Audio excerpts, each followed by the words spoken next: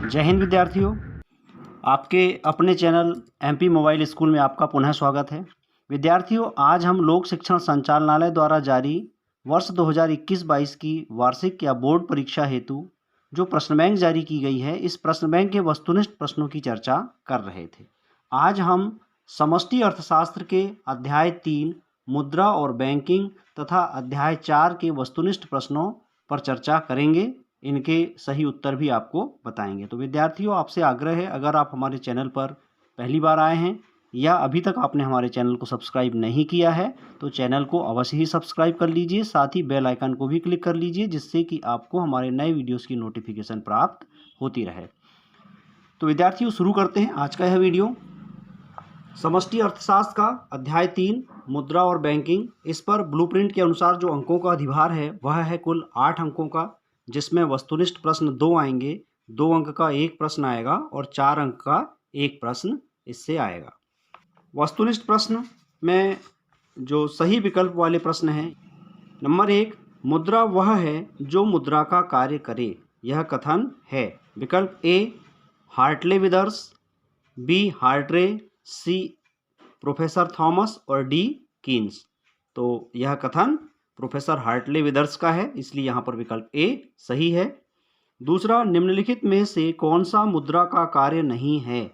ए विनिमय का माध्यम, बी कीमत स्थिरता, सी मूल्य संचय तथा डी लेखा की इकाई। तो यहाँ पर सही विकल्प है बी कीमत स्थिरता। तीसरा, केंद्रीय बैंक द्वारा कौन सी मुद्रा जारी की जाती है? ए चलन मुद्रा, बी साख मुद्रा, सी सिक्के और डी इनमें से सभी। तो केंद्रीय बैंक द्वारा चलन मुद्रा जारी की जाती है, इसलिए यहाँ पर विकल्प ए सही है। अगला प्रश्न है, सेंट्रल बैंक ऑफ इंडिया क्या है?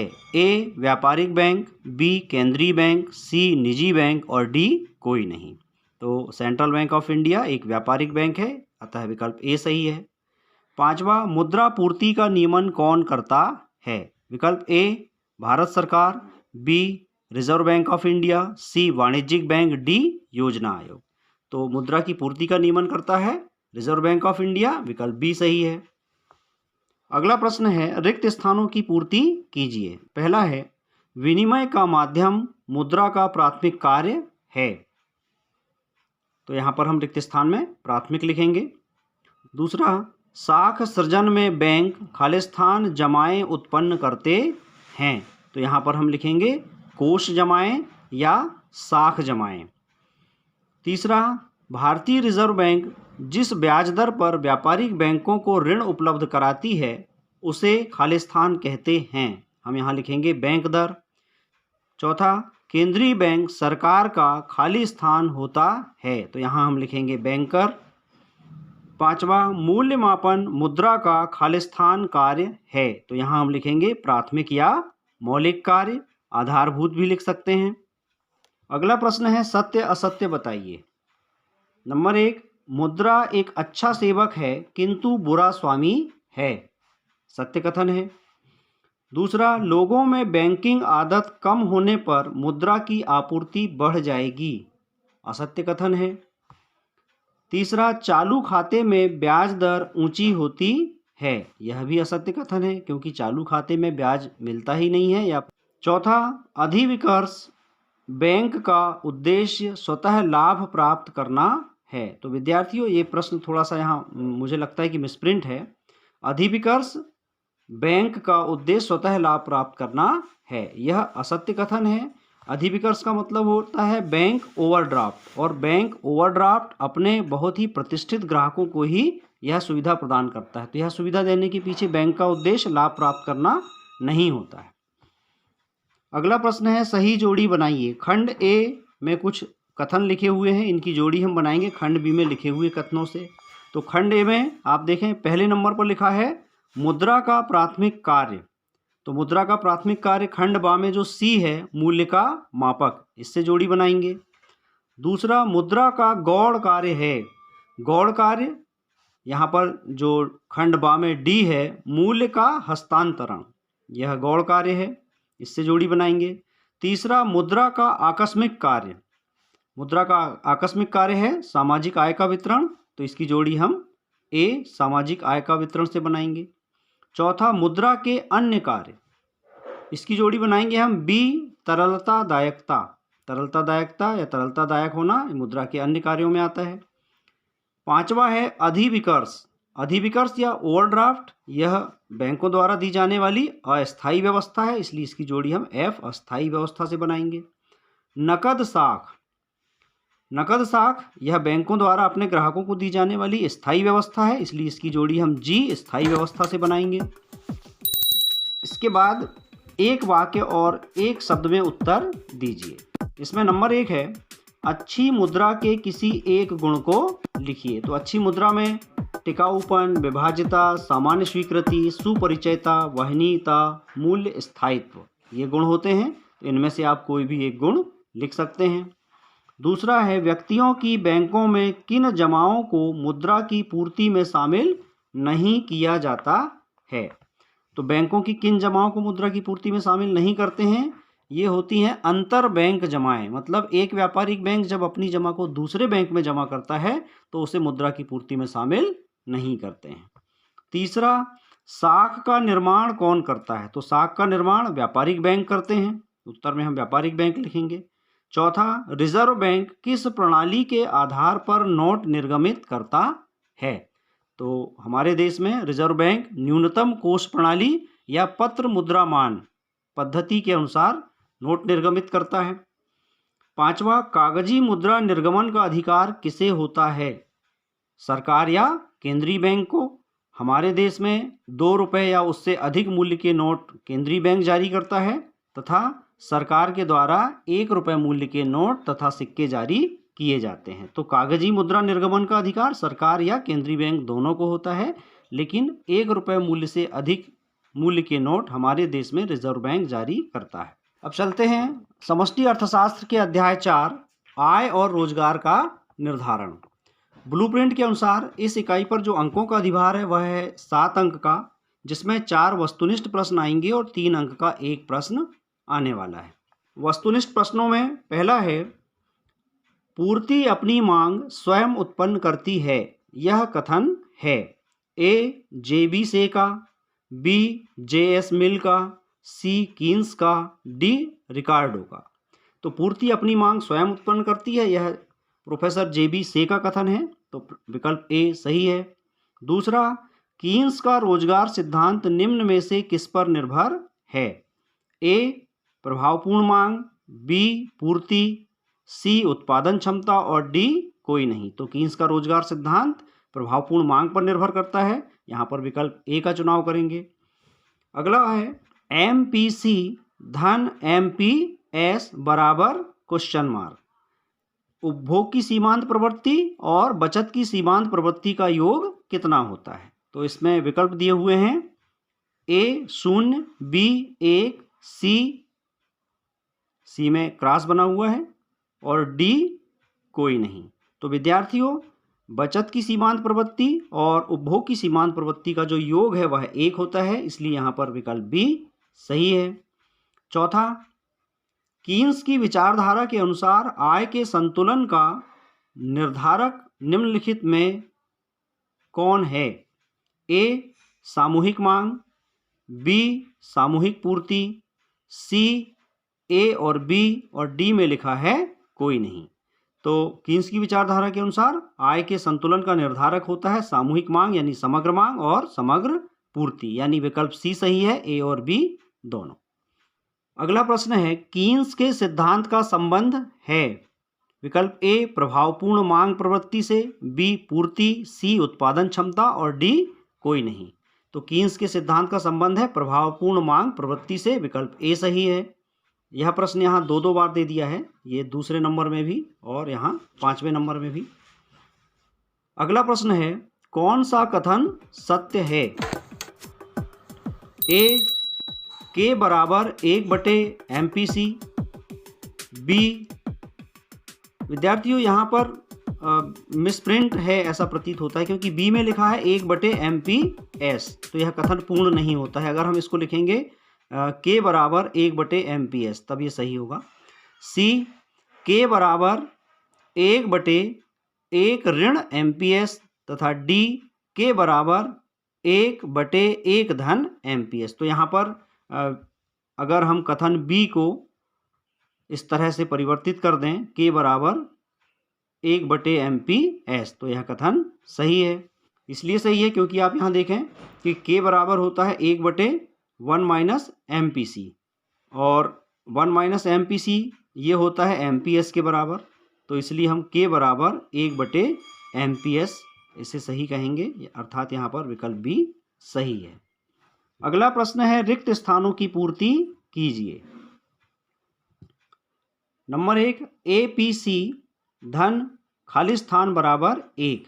APC अर्थात औसत उपभोग प्रवृत्ति, यहाँ APC का अर्थ है एवरेज प्रोपेंसिटी टू कंज्यूम, और खाली स्थान में हम लिखेंगे APS, इसका मतलब है एवरेज प्रोपेंसिटी टू सेव, और ये दोनों का योग जो होता है 1 के बराबर होता है।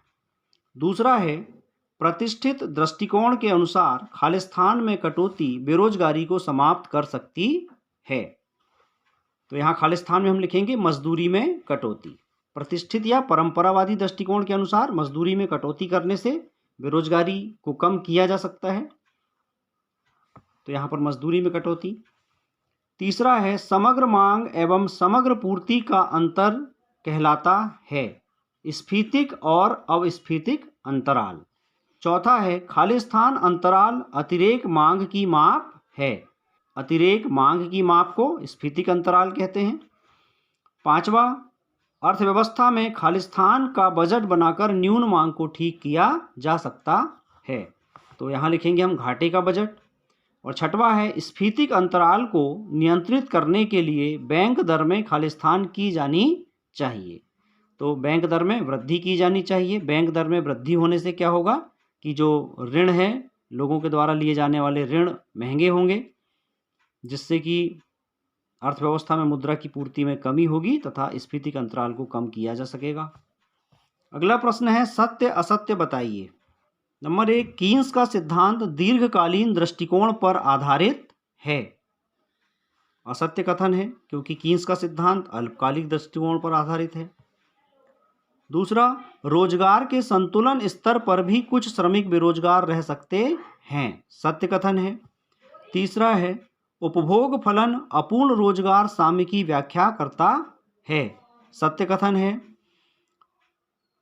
चौथा है, भविष्य में ब्याज दर में वृद्धि बचतों को कम कर देती है। यह असत्य है। पांचवा, जिस अनुपात में आय बढ़ती है उसी अनुपात में उपभोग व्यय नहीं बढ़ता है। सत्य है। छठवां, अपूर्ण रोजगार अभावी यानी न्यून मांग का परिणाम है। सत्य कथन है। अगला प्रश्न है, सही जोड़ी बनाइए। खंड ए और खंड बी में कुछ समीकरण लिखे हुए हैं, उसकी जोड़ी खंड बी में दिए गए सही उत्तर से बनानी है। तो यहाँ पर देख रहे हैं आप कि खंड ए में लिखा है 1 - APC, तो 1 - APC इसकी जोड़ी हम बनाएंगे CAPS से। जैसा कि अभी हमने पहले बताया, APC क्या है? APC है एवरेज प्रोपेंसिटी टू कंज्यूम, और APS क्या है? Average propensity to save. दूसरा, delta C upon delta Y।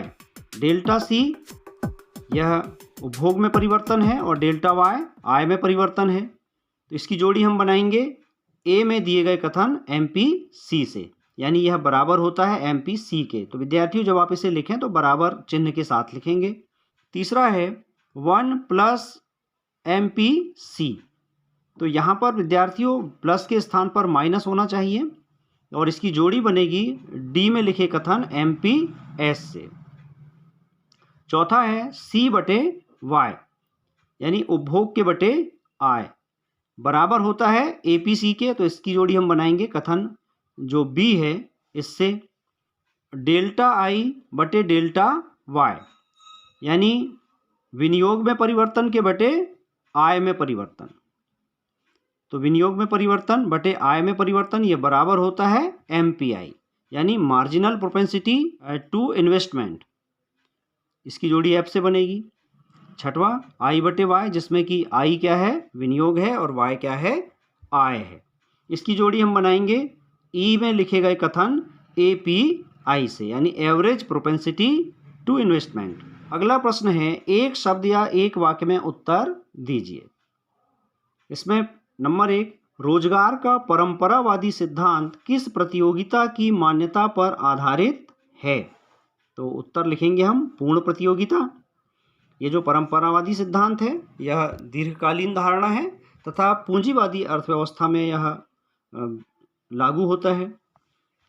दूसरा है, कीन्स ने अपने सिद्धांत में किस अर्थव्यवस्था की मान्यता ली है? कीन्स ने ऐसी अर्थव्यवस्था की बात की है जहां पर कि सरकारी हस्तक्षेप हो, तो हम कह सकते हैं कि उन्होंने समाजवादी अर्थव्यवस्था की मान्यता ली है। तीसरा है, अल्पकाल में प्रभावपूर्ण मांग बढ़ाने के लिए किसे बढ़ाना संभव नहीं होता है? तो प्रभावपूर्ण मांग चूंकि समग्र मांग तथा समग्र पूर्ति पर निर्भर करती है, जिसमें हम समग्र पूर्ति को अल्पकाल में नहीं बढ़ा सकते हैं, केवल मांग में वृद्धि की जा सकती है। तो यहाँ पर हम लिखेंगे उत्तर समग्र पूर्ति। चौथा है, 1 - APC के बराबर क्या होता है? तो हम लिखेंगे उत्तर APS, बचत की औसत प्रवृत्ति। पांचवा है, पूंजी की सीमांत दर किसके बराबर होती है? तो पूंजी की जो सीमांत दर है या पूंजी की सीमांत कुशलता है यह ब्याज दर के बराबर होती है।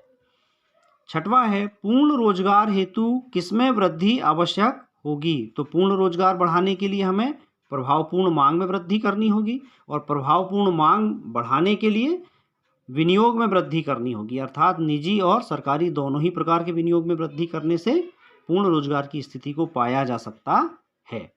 तो विद्यार्थियों, इस प्रकार आज के इस कालखंड में हमने समष्टि अर्थशास्त्र के अध्याय 3 और अध्याय 4 के वस्तुनिष्ठ प्रश्नों का अध्ययन किया। ये वस्तुनिष्ठ प्रश्न वर्ष 2021-22 की मुख्य परीक्षा हेतु जारी प्रश्न बैंक में दिए गए वस्तुनिष्ठ प्रश्न हैं। इनकी अच्छी तरह तैयारी करें जिससे कि आपको आगामी परीक्षा में अच्छे अंक प्राप्त हो सकें, क्योंकि आपको पता है कि इस वर्ष ब्लूप्रिंट में परिवर्तन हुआ है तथा 32 अंक के वस्तुनिष्ठ प्रश्न आने वाले हैं।